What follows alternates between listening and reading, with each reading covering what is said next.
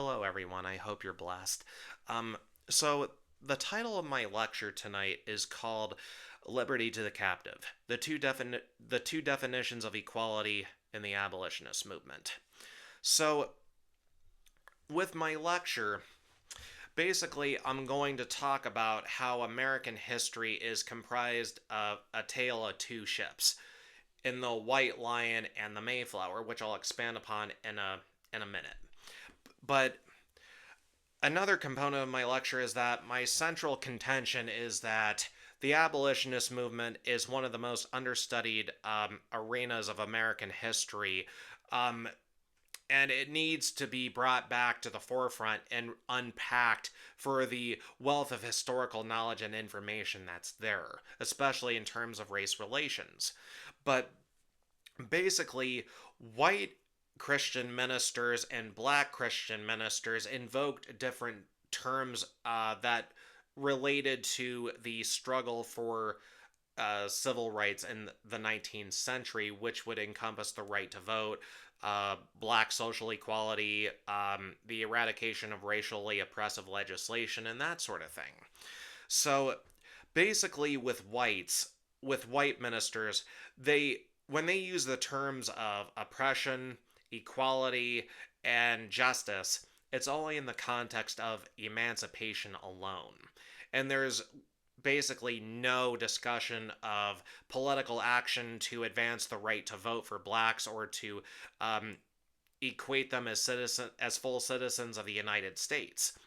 Um, with the black minister's perspective, we see a significant increase in discussion on political action and discourse to actually outlaw racially oppressive legislation. We also see emancipation. And then we also see a full scale discussion of what black equality looks like. And so, my third contention is that with these historical discussions not going far enough, it's basically led to the institutionalization of the white church and the black church, when the Christian faith tradition holds that there should only be the church together as one unit, one entity, regardless of race or background. And so, let's go ahead and unpack this. So, with the tale of two ships, so America America's historical discussion the past number of years has been divided between two distinct philosophies or camps of thought. One is the 1619 Project, and the other is the 1776 Commission. So, the 1619 Project was a long form journalistic endeavor, and it still is, of course. It was pioneered by Nicole Hannah Jones and the New York Times Magazine, and it presented a curriculum to reframe the nation's founding narrative where slavery was made the central pillar or platform where all of America's institutions and aspects of society were built off of. And then, we have the 1776 curriculum, which was one of the instituted as one of the last acts of then President Donald Trump's presidency, and basically it aimed to counteract the 1619 Project and establish a more patriotic education curriculum, and it culminated in the 1776 Commission report. And when you read the report, you won't see any footnotes or citations, which in our discipline, that's an absolute must. But anyway, with American history, with this framework, we see a tale of two ships. So, this in the 1619 Project, we have the White Lion slave ship, the White Lion ship, which docked off the coast of Virginia in August of 1619 and brought what they contend were the first enslaved blacks on and what were the original 13 colonies that would become the United States. So that's why they emphasize 1619. So basically, we have racial oppression as one component of America's story, and then we have the other side, which was the the other ship of American history is the Mayflower. Now, basically, we know that there were ships here well before, like, um, traditional interpretations hold that, we have Christopher Columbus and the Nina Pinta and the Santa Maria, but if you really wanted to go that route, let's talk about the Vikings, but that'll be for another day. But basically, with the Mayflower, in Plymouth, Massachusetts, 1620, so they're separated by a year.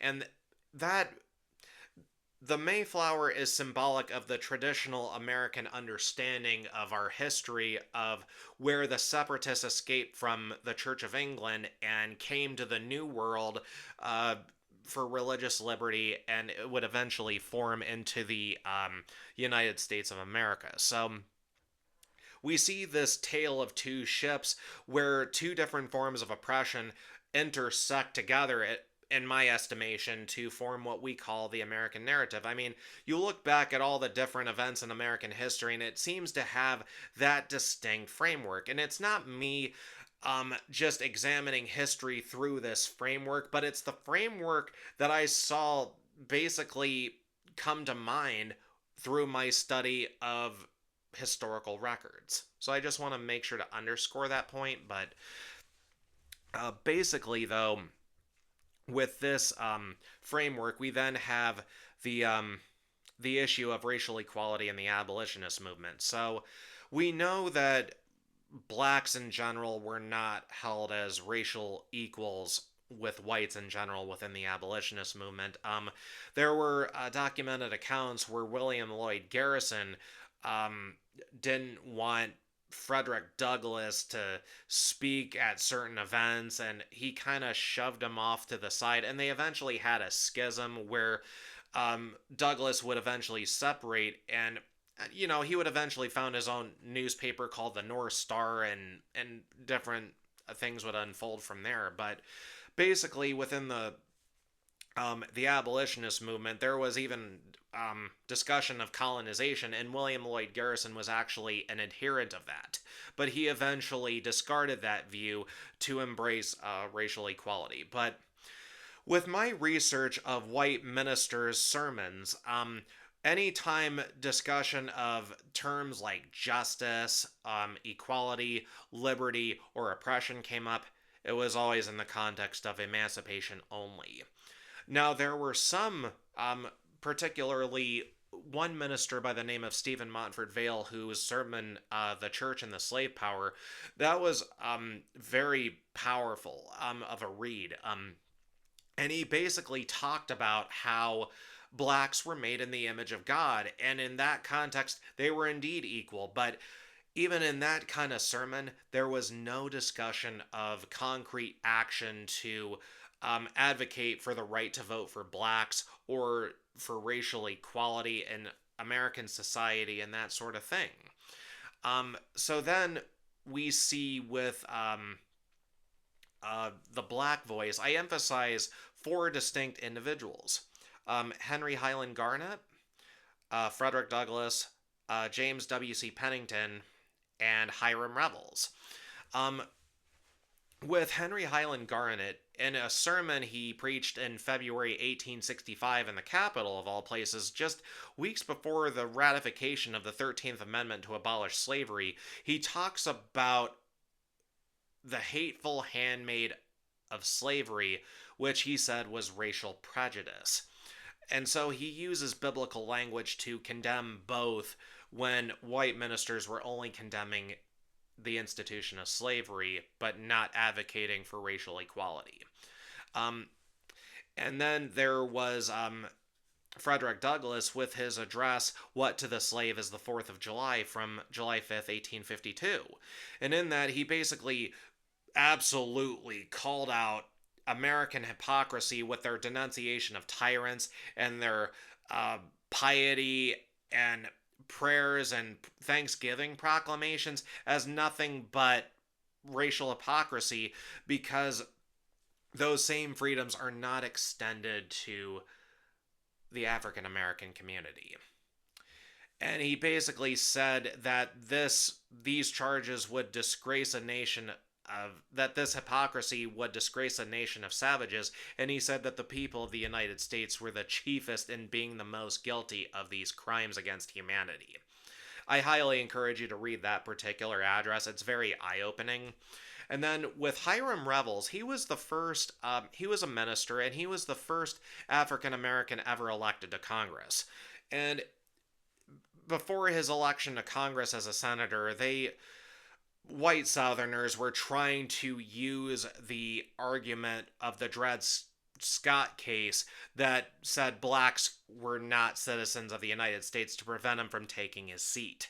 And that eventually would lead to the passage of the 14th Amendment, but eventually Hiram Revels was able to take his seat.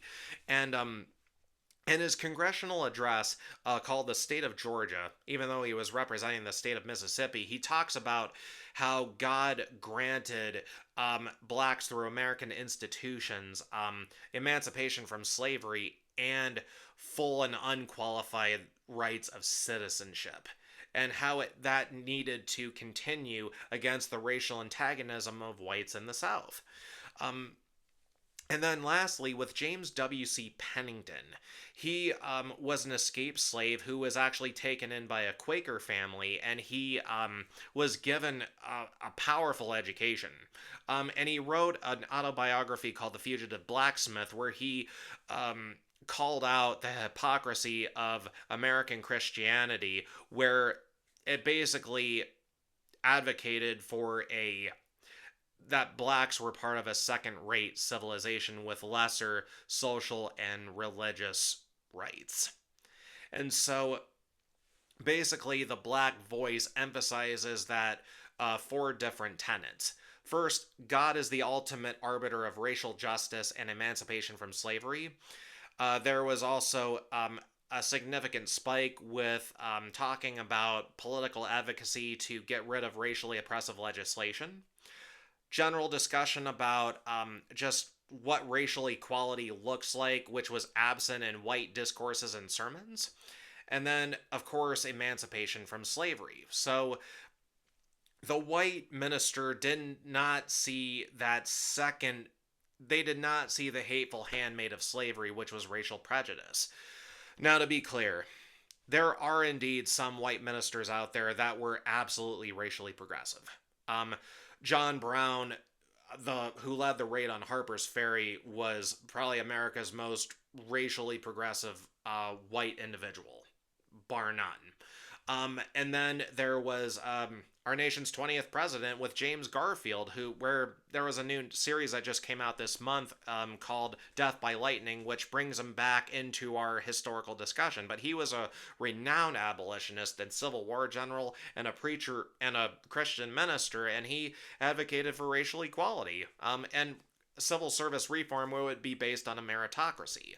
So basically, these discussions led to with the abolitionist movement not addressing the racial equality component, it led to the institutionalization of the white church and the black church, which is manifesting in our present with the 1619 Project and the 1776 Commission debate. So I hope that this discussion and this lecture prompts you to think critically about these issues, but there's going to be a lot more to come with my dissertation, but I'm just excited for what God has in store for that. So thank you all for watching, and may God richly bless you all. Until next time.